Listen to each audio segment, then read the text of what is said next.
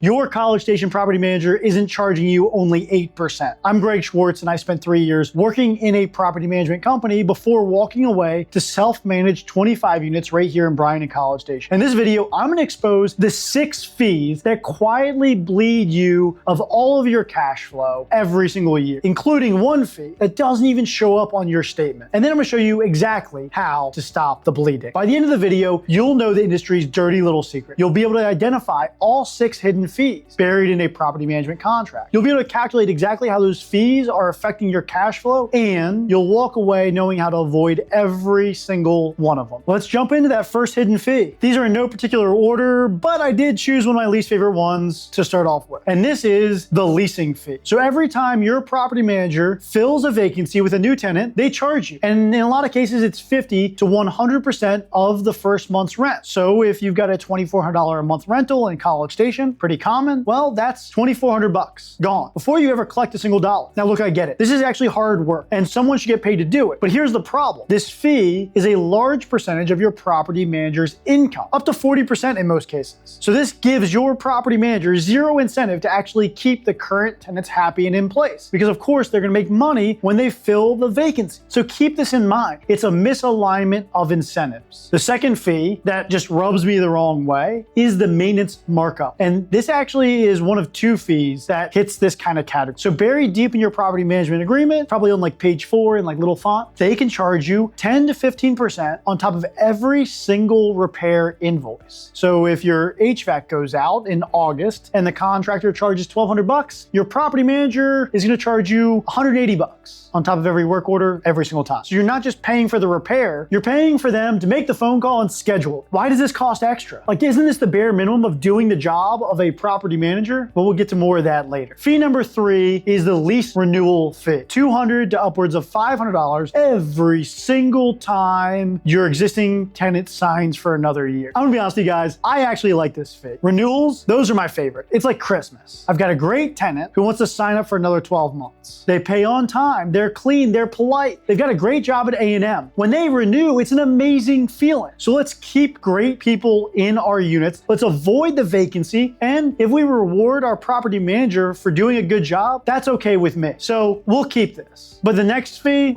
it's gotta go. Fee number 4 is the move out inspection fee. We're talking about $100 to upwards of $300 every single time a unit is turned. This could also be an annual inspection. But here's what gets me about this one. So your property manager walks through the vacant unit and documents the condition it's in. Isn't that literally just like the job? And just like the maintenance coordination add-on, this is property management 101. Like, that's what the 10% or 8 to 10% base fee is supposed to cover. Charging a separate fee is like, it's like buying a car, paying $20,000, but then you look at your invoice and, oh, there's an extra $2,000 for the tires. WTF, like, that's all the car came with the tires. Like, what the heck? Which brings you to fee number 5. And that is another one that just has a misalignment of interest. This is the late fee. So when your tenant pays rent late, your property manager can keep 50% to, in a lot of cases, 100% of the late fee that's collected. Now think about what kind of incentive structure that actually creates. So your property manager benefits financially every time your tenant is late. See, late fees are supposed to help landlords. This is a hedge against the likelihood of lost rent, because a tenant who regularly pays late is more likely to skip on you. But don't worry, your property manager will make money filling that vacancy. Does this feel like a fiduciary relationship? In Texas, it's supposed to be, but in most cases, I'd argue it's not. Fee number 6, and this is the fee that will never show up on your statement. It's not even really charged to you, it's actually charged to your tenant. And that's exactly what makes it so damn sneaky. It's usually called like a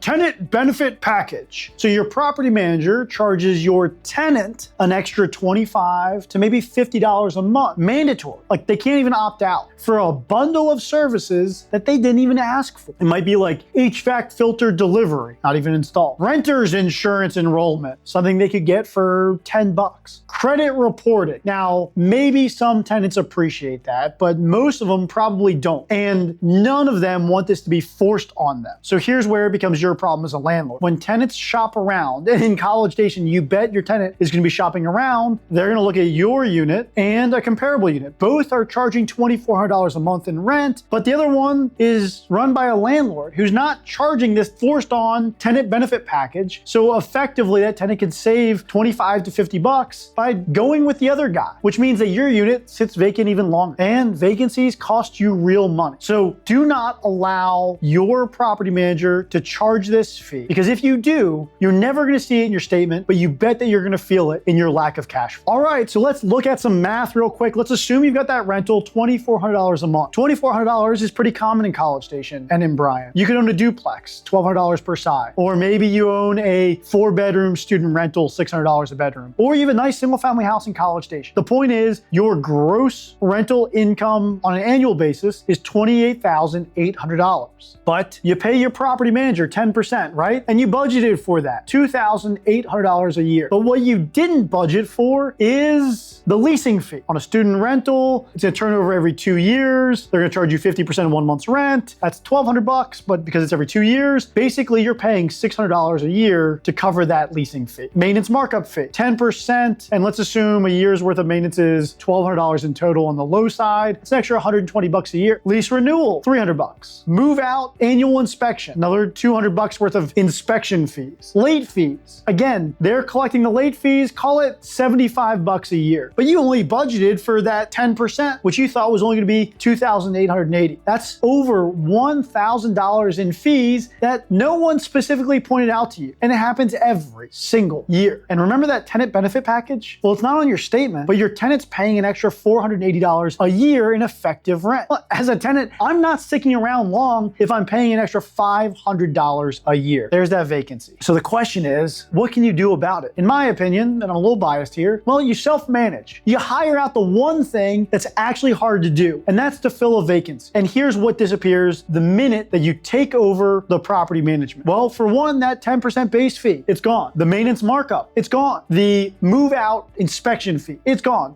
You'll walk the unit yourself, which honestly is better anyway. Late fees, you keep 100% of the late fees because, well, you deserve them. It's a hedge against your risk. And the tenant benefit package, completely gone. You're not charging your tenants for something they don't want. The only fee that stays, well, it's the leasing fee. As I said earlier, it's hard to do. And well, so you can hire somebody. You pay $2,400 to pay them to fill the vacancy. And you do that every 2 years. Annually, it's $1,200. That's like all of your cash. I just created a cash flowing asset for you. Congratulations. That's nearly $200 a month. What could you do with an extra $200 a month added on to your portfolio? Now, you might be wondering, well, Greg, how do I find somebody to help me fill a vacancy? The good news is a lot of real estate agents will do this. You just have to ask around. In fact, here at the Schwartz Realty Group, we do it for our clients. You buy a house with us and we fill the vacancy for you. We do it actually at a discount, believe it or not. So if you want to have that conversation, if you want to learn more about self-managing and how to do it smart so that you maximize your ROI, well, shoot me an email. Send me the words in the subject line, self-management, and email info@schwartzrealtygroup.com. I will respond to every single email. And well, if you're not ready to take that step, go ahead and subscribe to this channel and check out this video right here.